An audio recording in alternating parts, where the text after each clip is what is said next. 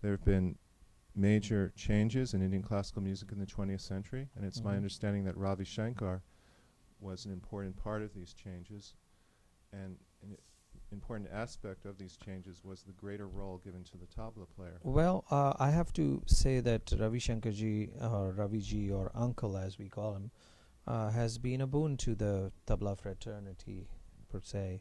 Uh, uh,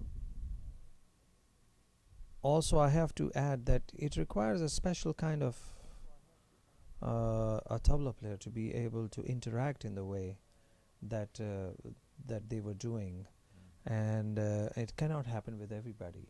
And it just so happens that Raviji hooked up with my father, and they somehow, the way they reacted to each other on the stage and also off stage, more importantly off stage, it sort of worked its way into their musical repertoire as well.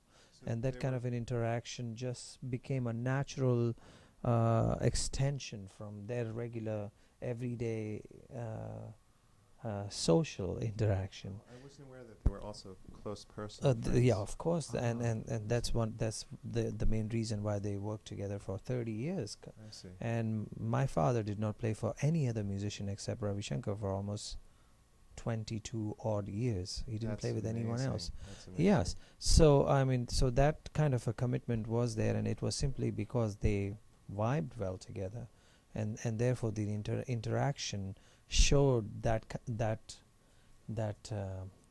comradeship, that love, that affection that they held for each other. And so it doesn't happen with every tabla player or every instrumentalist. There's only a few examples of these things happening in those days. I mean, Kishan Maharaj was another one who reacted very well with Ravi ji or Ali Akbar Khan Sahab or Vilayat Khan Sahab, and similarly Pandit Shamta Prasad. So these three tabla players, my father, Kishan Maharaj, and Shamta Prasad ji, are they had the kind of personality and the kind of magnetism that when they were on the stage with the instrumentalist, they had that confidence that they could interact, they could take chances, they could connect with the instrumentalist on the same level that the instrumentalist was himself or herself at that point.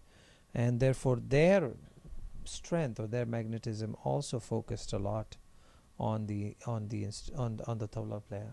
So it was in effect Raviji's involvement with the South Indian music, where where a mridangam player, or in other words the rhythm player, is almost a parallel part of the performance. I mean, both the rhythm player and the melodic player, they work hand in hand. The mridanga more than the gatam.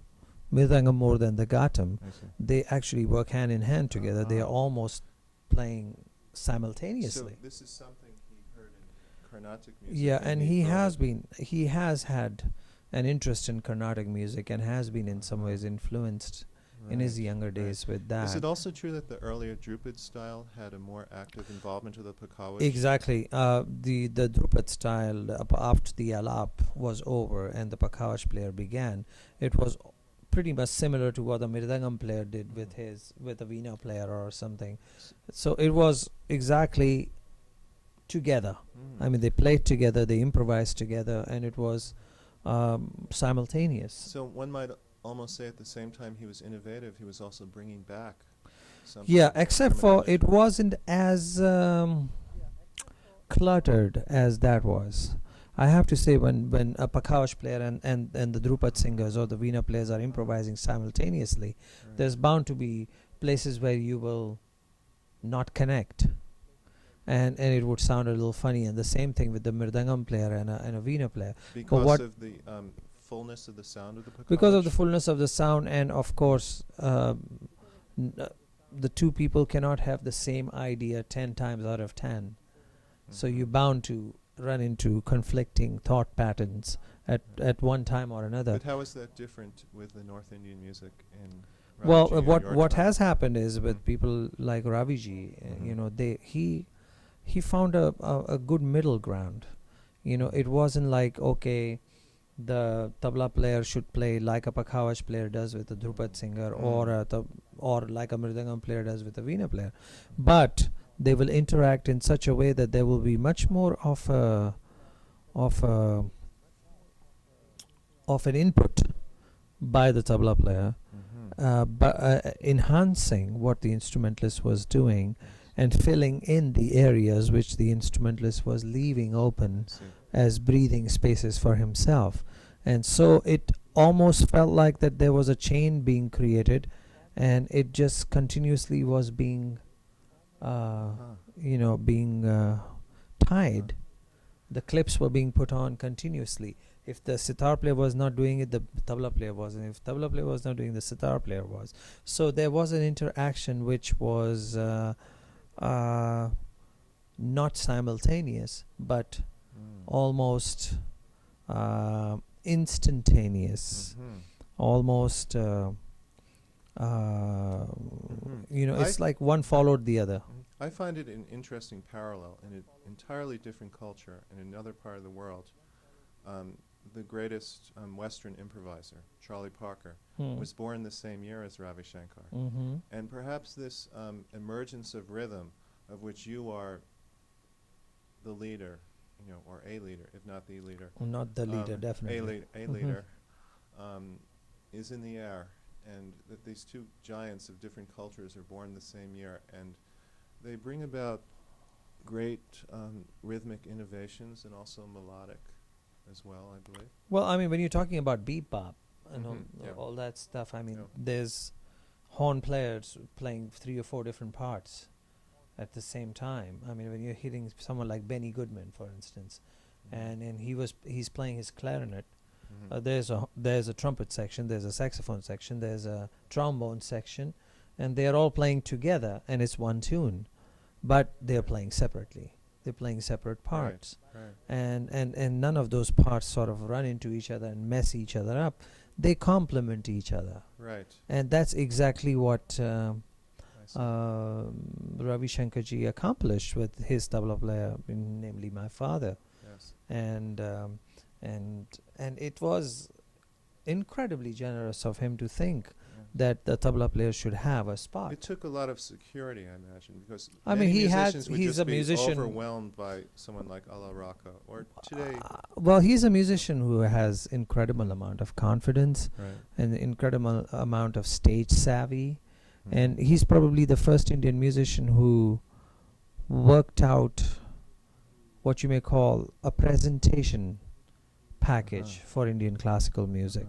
Nobody thought of that. You have to realize that Indian classical music on stage is a fairly young entity. I mean, what happened before independence? The music mainly was in the courts, in the palaces, and very rarely was it there for regular people to hear. It's only after independence, when there were no more courts, the musicians had to look to common people as audience, and so they had to learn to be entertainers. They had to learn to be on stage. They had to learn to perform for someone other than just His Highness or Her Highness, and so on. So they were all still groping with the idea of being performers on stage, and having to deal with an audience which really had no idea of what this music was all about, and the musicians having no idea of how to go about making them understand.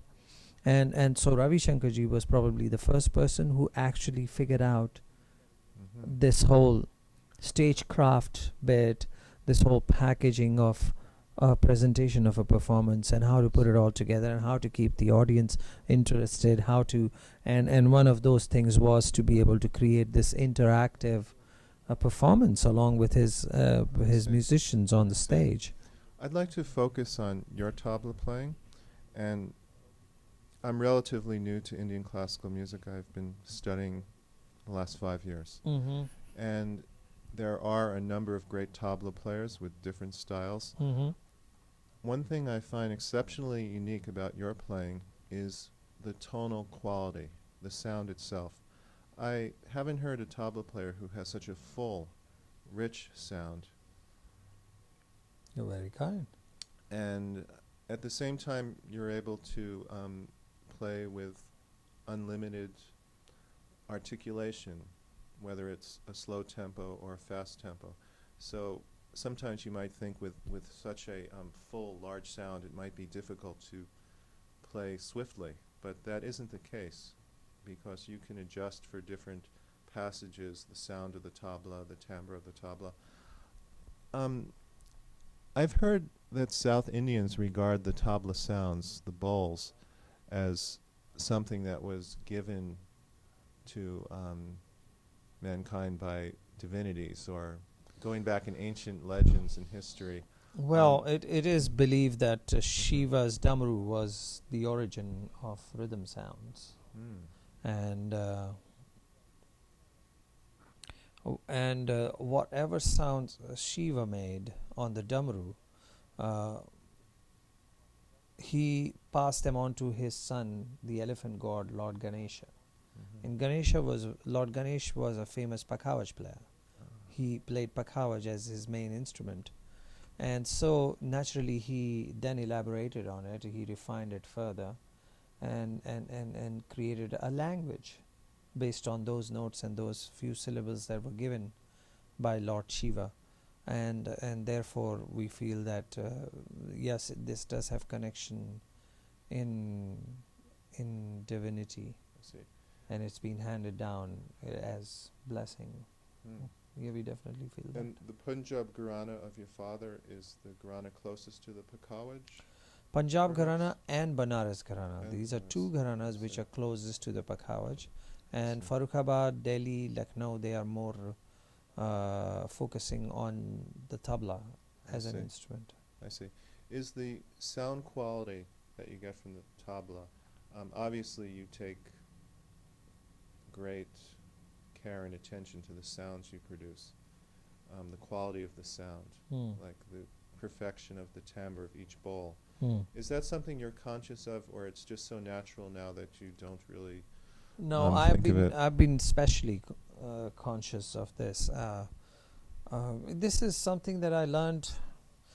See, the whole concept of rhythms in India is that, okay, you've got this instrument, and then you've got this incredible repertoire, and then you're going to play this repertoire on this instrument. Fair enough. Except for one has not stopped to think, what can the instrument do? Put it on pause. Testing. Okay, good, we're going again. Oh boy. No, so I was talking about the repertoire.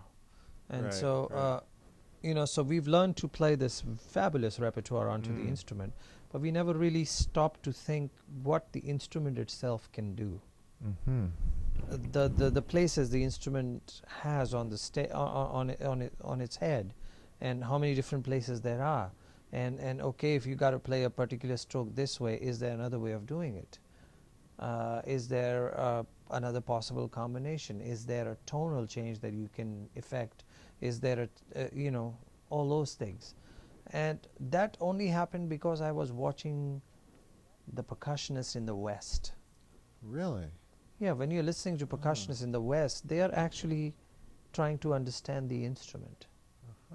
They take a conga drum, for instance, and they play at various points. They play the edges, they play the center, because they don't have as refined an instrument as tabla. Right. So I they see your have to point. think about it, Yes. and they have to see what more they can do with it, Right. and what the instrument can itself do. Can the instrument speak? And we firmly believe in India that the instrument is alive, that instrument is an entity. So why shouldn't the instrument be allowed to speak? And that was the basis of my focus when it came to tabla. The instrument is alive. Like, there's a word the Africans use called numinosity, where they refer to an inanimate object like a drum having a spirit that Oh yeah, resides that's what in I it. mean when I say alive. I see. It's a spirit. I see. So the spirit should be allowed to say its piece, to insert its own thoughts into what's coming out of the instrument. And so that was the approach when I went for it, and that allowed me to look deeply into the instrument and find what it had to offer. I see. And maybe that's what made me more conscious of the tones, because I was thinking of something other than just the repertoire. Mm-hmm. I wasn't saying, oh, I have to play 11 beats or 19 beats or 15 beats or 18 beats and all these patterns, but I was thinking more of what else. That leads to a question which I've asked some other great improvisers. What are you thinking when you're playing? Is it a purely an intuitive feeling type sensation? Are you thinking of the rasa of the particular raga? I imagine you play Jog differently than you would play J.J. Vanti. Or if you're playing with Shiv Kumar Sharma, it's a different feeling than playing with Hari Prasad Shirazia. It's more who you are playing with, where the Mhm. difference will occur. Uh-huh. If I'm playing with Shivji, it'll be different. If I'm playing with Hariji, it's different. And I'm playing with Khan Sahib, it's different. If I'm playing with Birju Maharaj, it's different. And if I'm playing with Birju Maharaj, Kathak, it's different. If I'm playing with Birju Maharaj and his dance troupe, that will be different. And if I'm playing with Amjad Ali Khan, for instance, or totally different. Right. Totally different. So playing with musicians is what makes the instrument do different things. And within that sphere, within that performance, there are certain things that a performer would do which will change the way you will play with that person. A performer will play a serious raga, you will play according to that raga requirement with the performer. And of course with each performer the requirements are different. Right. And then of course when, like you said, Jog and Jai Javanti, now Jai Javanti is a much more romantic, a more lighter mode raga. So Right. it would require that kind of thinking and that kind of playing. I see. A tabla player must learn music. He must learn melody and he must learn all compositions. Yes. So what happens is that if I'm listening to Jog being played by an artist and I have to accompany, I'm thinking of certain compositions and the words of those compositions, and therefore the words of those compositions then inspire the kind of feeling and emotion. Similarly with a light raga like Jai Javanti, and then I think of some nice romantic light thing, and then how am I going to play that and how am I going to express those feelings. I was house sitting for Nazir Drazboy when he went to India last year for 3 months. And I was pouring through his library of thousands of books on Indian music. And I found a passage in a book from the 1800s written by an Englishman where he says that when the raga is begun, the musician is actually attempting to conjure the deity of the raga, to bring it down from heaven to be in the company, even a physical form perhaps. And this is something which obviously can be trivialized discussing in an interview, something which is of a devotional nature. And I don't wish to trivialize it. However, this type of spirituality is almost unheard of here in the West. And perhaps it's something that's taken for granted. I don't know. Does I mean, each no. raga I has mean, for composition instance, and words, you're saying? Yes. Mozart, Yes. when he composed that piece about death,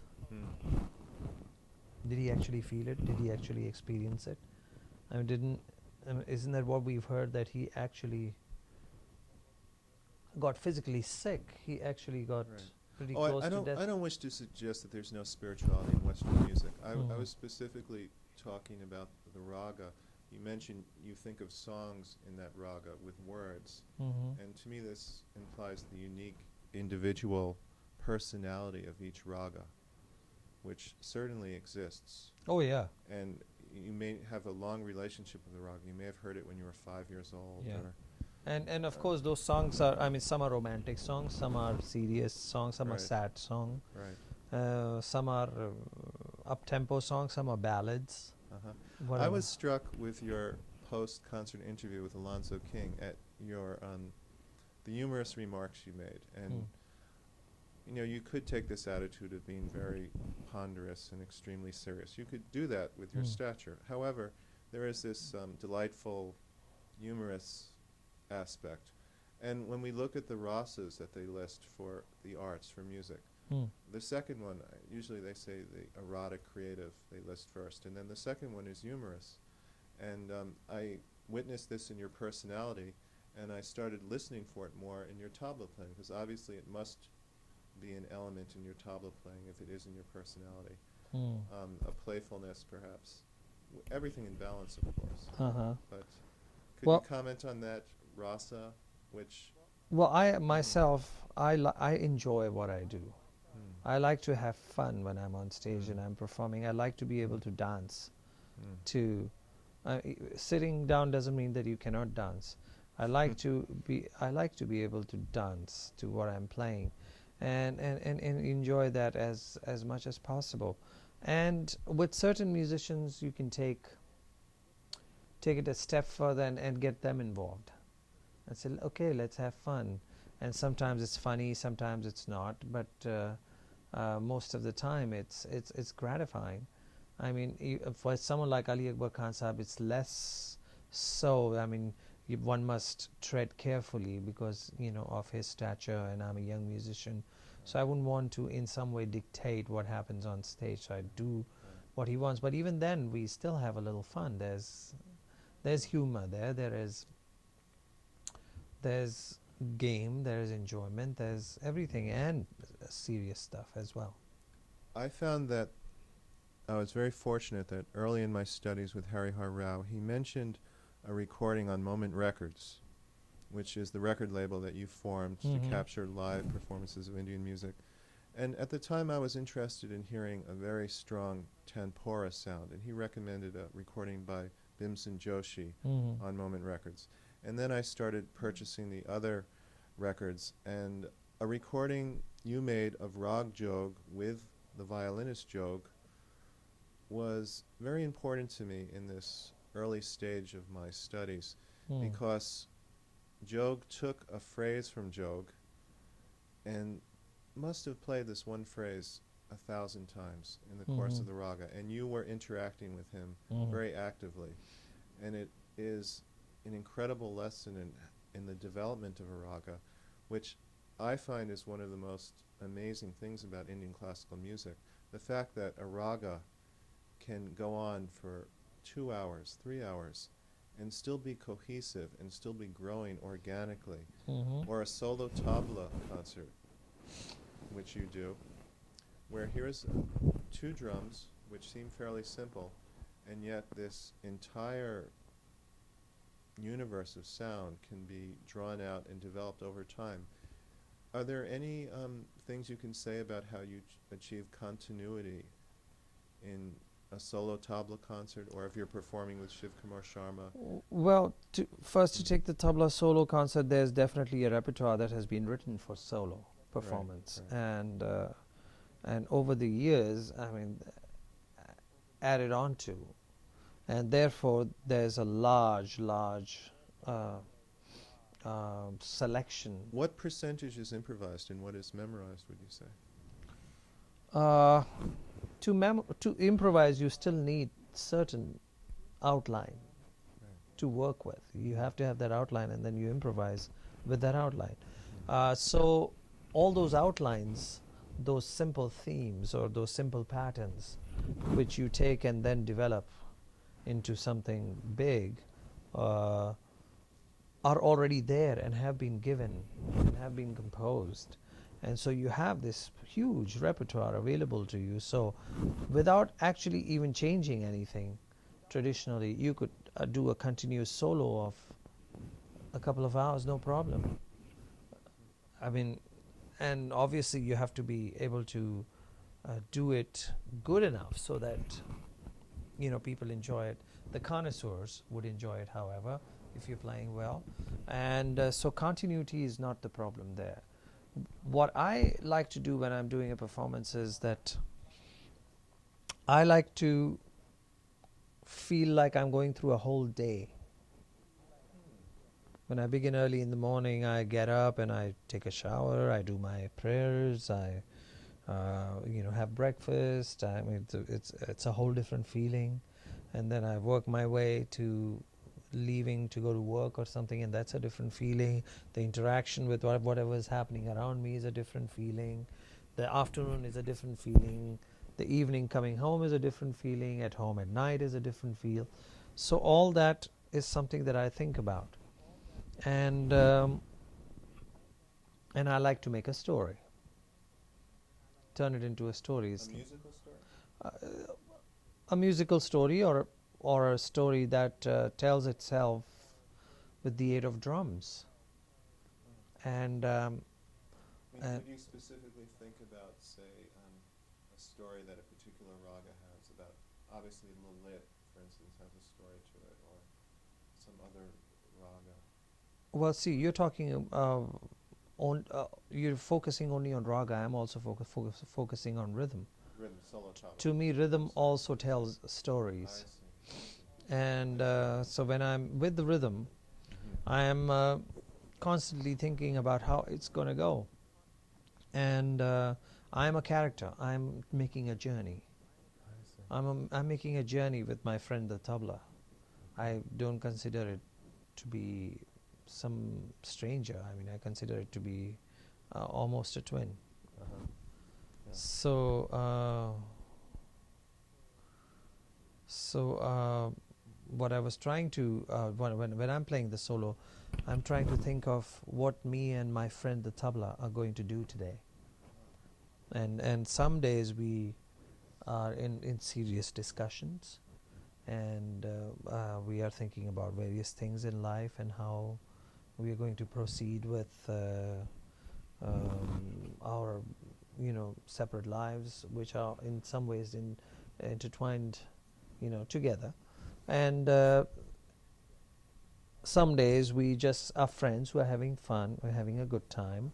Some days we are serious about our discussions and also having a good time and fun somewhere along the line. And going with the tabla is almost like going for a hair raising ride through the mountains, and you fall down steep grades, or you jump across little little holes in the ground, or you go from one mountain to the next and ski or whatever. So all these things are there, and I feel that when I'm playing tabla, I'm actually visualizing this ride. I'm seeing it. It's like a roller coaster. Any tabla player you watch, any drummer you watch, you'll see that they are either looking straight down or looking up when they're playing. So it's almost like they can visually see the patterns. The patterns become like a railway track, and the tracks are taking you up and down and sideways and upside down and whatnot, and you're riding these rides, and so it becomes a visual experience as well as a audio experience. How is it that Indian music has this amazing resiliency to last over 1,000 years and still be growing and still finding all these endlessly new paths? Because we have a loophole in our music. We are at one time told that we have to be very traditional. We have to maintain the old and play that and do it justice and do it right and do not water it down and whatnot and everything. And once we are told that, then we are also in the same breath told, and you must improvise. So if you're going to improvise, you're obviously going to run into areas which are alien, which are new, which are fresh, and therefore, are they not traditional, or are they traditional? So this thought is there, and that's one of the reasons why this music has survived, is because of that loophole.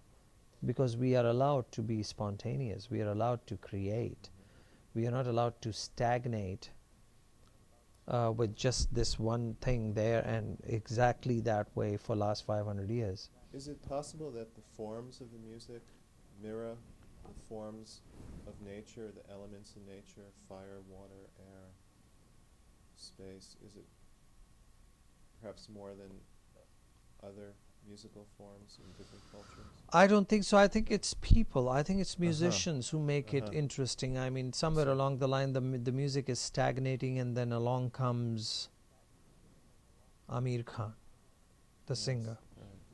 And suddenly, wow, what is this? Uh-huh. Something new, something fresh. and he just takes this road and then just kind of diverts it a little. Okay, this is the way. Or along comes Bade Ghulam Ali Khan, or along comes Ravi Shankar, or along comes Ali Akbar Khan, Yes. and says, yeah, Sarod, but listen to it this way. Uh-huh. See what I can do with the Sarod, see what it's capable of. And same thing with tabla. Along comes Allah Rakha, and something interesting happens to it. So that's what's making the music still grow, still be fresh. Ali Akbar Khan Sahab does not play anything like his father, and his father did not play anything like his teacher. I see. Neither does Ravi Shankar play anything like his own guru. Right. Vilayat Khan does not play anything like his teacher or his father. And your connection to And my Allah connection Raka- with my father is the same way. I Yeah. started off obviously learning from Right. him and doing what he does Right. and playing it to the best of my ability. And now, with my confidence growing, I have reached an area where I feel, okay, this is something that I can add to it, and I'm doing it. Mm-hmm. So, and that's why it is fresh. That's why it's unique. That's why it is always growing and changing, Mhm. yet remaining the same. Have you ever performed with the Shnai artist Ali Ahmad Hussain Khan? From Kakara. Yes. Yes, yeah. Oh, you have. Yeah. Because I heard him perform, and it seems to me that here in the West, he is perhaps one of the most underrated and least appreciated of the Indian musicians. I just Well, feel he's apart a from Ravi magnificent- Shankar ji, there are Yeah. very few Indian musicians who are appreciated. I mean, Yes. at one time in the West, Indian music meant Ravi Shankar. Right. It didn't even include Ali Akbar Khan. Right. So, and now that has changed a lot. I mean, people have become much more informed. And as. In India, is Ali Ahmad? Oh, have yeah, his he's known. stature? He's He known, is- he is definitely, known, yes. It's just that in That the would West. be a wonderful recording on your Moment Records. I'd love to hear a Mhm. recording of you and Ali Ahmad on Chennai, because you don't have that in your catalog. No, we don't. We And don't. I would be very interested to hear the two of you perform together. I think that would be a magnificent Mm. recording. So I hope that happens eventually. I hope so too. Yeah, You yeah. know, we are not getting any younger. We must do this. He's a very fine musician. Yeah. I never heard anyone play so softly as he Oh, played when he Bismillah gave a Khan concert Sahib here. used to. Oh, he used to.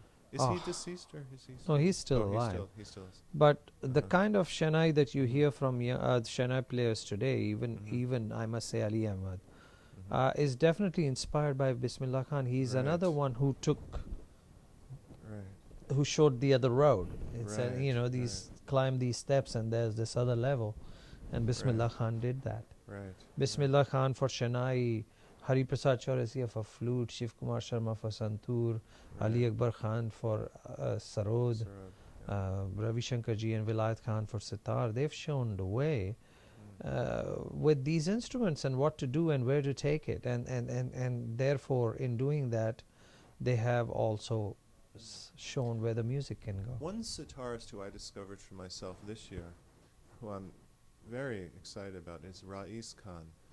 And it would be wonderful if, well, you are only one person, but to do a tour with Rais Khan. Oh, I've done across the US tours with him. in the U.S. I did one tour with him in US Ah. many years ago. Oh, I see. So it hasn't But been Rais in Khan my is one of the great sitar players of our time. Yes. And it's unfortunate that he lives in Pakistan, so he doesn't get much of a chance to play in India. I see. But I mean, he's really a fabulous sitar player. Yes, Definitely yes, I was- one of the best we Yes. have. Yes. Right. We've covered a lot of material here. Is there something perhaps that you would like to No, I mention or ju- discuss? No, I just think yeah. that, you know, I mean, my views are after all my views, and someone else's views might be different. But it is a fact that our music, even though it is traditional, it has grown and it has changed over centuries. And at the same time, it is true that because of the changes, certain innovations have been made. The instruments sound better now than they ever did before. The musicians interact better than they ever did before. The class system in Indian music is pretty much gone. uh, I mean, in those days, instrumentalist or the vocalist was tops. Then came instrumentalists. Mm. Then came dancers, and then came the tabla players. But now they're pretty. Everyone is pretty much on par.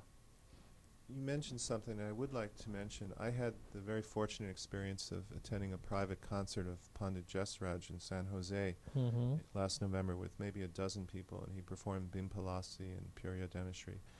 It was overwhelming, and I guess this is the way Indian music was performed a long time ago. Yeah. One of my favorite recordings is Jasraj and yourself performing Adana. Mm. Could you comment on the unique feeling of performing with Pandit Jasraj?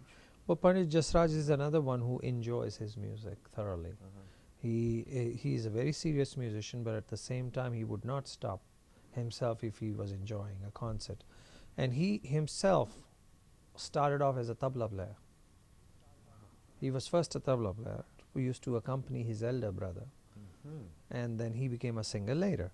So therefore, he has that sympathy towards He has the tabla player. incredible articulation. He has an rhythmic power incredible when he goes into and the it's front. because of his command Yeah. of the rhythm that he's able to articulate as Right. well as he does. And his voice, of course, is amazing, and he's also mastered the art of singing through a sound system, Uh-huh. and that also helps Yes. tremendously on how to use the microphone and Mm. how to project your voice, and he's really become very good at that. Mm. So, all things considered, playing with Pandit Jasraj is a time of pure joy. I mean, it's a lot of fun, Mm. and he has such special spiritual feelings towards the music. He's very spiritually oriented. I noticed before he sang, Mm. he had a substantial number of photographs and cloths, which he, for a half hour before he started singing, he would look at and hold to his face and breathe in the scarf, which perhaps Mhm. belonged to to Guru. one of his teachers, or Yes. a Swamiji or So something. he goes through this ritual before. Oh he yes, he does. performs. He's very spiritual minded. So therefore, what comes out is very pure. It's very reverent. It's and at the same time, it has a special rasa and special romance to it. Each It's- raga begins with a prayer in whatever raga Yeah. he's. and I then he believe also Krishna goes is on later his- to have fun and enjoy. Right, Krishna is the god Not- he worships. well, Or no, Anybody. I mean, Krishna Oh. is just one. I see. Krishna is just one. I see. There are You're no- Muslim, of course, yourself. yeah, Right. but that doesn't matter. Right. Musicians Right. have a religion of their. They are Yeah. a religion unto I see. themselves. Well, you mentioned you do prayers in the morning. Oh yeah. Yes. I mean, yeah. I'm Muslim. But Muslims Yeah. or Hindus, it doesn't matter. They are all musicians, Right. and they have their own way of life. I see. One last question, and you've been very kind to spend this time late. Have you ever performed without a rhythmic cycle, without a tala of 11 beats or 9 beats or 16? Have you ever performed with just, okay, I'm going to play a pulse and maybe move into a different tala and out freely at will, say one of 14 beats, and then maybe no tala, but just a feeling of... Oh yeah, we do that sometimes. I mean, not necessarily with Indian music, Uh-huh. but I do that when I'm performing, with contemporary musicians. Would it be possible to perform a raga doing that? I doubt it, Mm-hmm. because I mean, even though we have a lot of scope for improvising, I mean, we are still within a tradition. Right, It's like when you have a certain chord given to you in a jazz right. song, and Would you you- play that chord, you're going to have to play it. Right. Would you say that the tala, the rhythmic cycle, originally stems back from the syllables in the Vedic hymns, that each line had a certain amount of syllables? Is I it don't know possible? what I don't know what you're saying. I've noticed in some of the surviving Vedas that there'll be a certain amount of syllables in a particular hymn, say 11 syllables for each line. And it occurred to me and of course the samaveda, they say, are the source of the classical music, that perhaps this form of having a certain amount of syllables per line could be perhaps what the concept of the rhythmic cycle, the tala, came from. I don't know. It's Maybe, an maybe interesting not. question. Just No, I don't know. yeah, I mean, I see. nowadays people think of rhythm cycles without having to worry about samved or shlokas or anything. They just come up with a rhythm cycle or pattern that Right. is a new kind of a rhythm cycle. Right. And so maybe in the olden days they did the same way. I have no idea. Right. Or maybe they did it with these shlokas, I and see. you know. Of course, when you play a rhythmic cycle, you think of the subdivisions of the rhythmic cycle. Like a cycle of 10 beats could be 2-3-2-3, but it could also be 4-4-2. Would you say you're When you're conscious of talking those? about a rhythm cycle, you talk Right. about a particular division that a rhythm cycle has. Ah, And then you improvise. And when you're improvising, you're all obviously coming up with other patterns of the Right. same rhythm cycle. I see. So you know, it's Uh-huh. you. Right. So it's you might come up with 58 odd patterns Uh-huh. of the same rhythm cycle. When you're doing something very complex, I imagine it seems simple to you. That there's a certain involvement, but also a certain What I'm doing, serenity, because obviously you have to be relaxed when you're playing it. but see, the thing is, what I'm doing, Uh-huh. I'm not thinking about whether it is simple or complex. It's the audience who are thinking about that. For them, it may be I'm doing it because I know it, Right. and because I know it, Right. the question of it being complex or simple does not even arise. I see. I see. I'm Right. I'm doing it because I know it. Right. Right. And the audience or the people who are watching me do it, if they understand it at all, they may then judge how complex it is or how simple it is. Right. But for me, it's just a pattern that I know, and I'm going Right. to do Right. Okay. it. Okay? Yes. Thanks. Wonderful.